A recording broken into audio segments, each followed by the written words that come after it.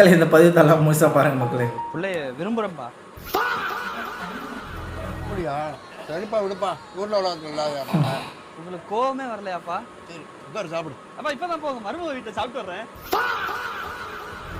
பரவாயில்ல அப்பா சொன்னா சாப்பிடுப்பா. சாப்பிடு. பசிக்குது. உட்கார். பிரியா உங்க அண்ணனுக்கு அந்த சாப்பாடு எடுத்துட்டு வா.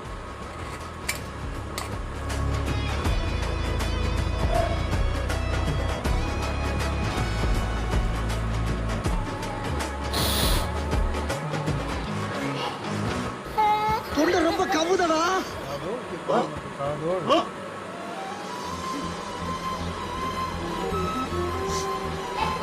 சார் தம்பிக்கு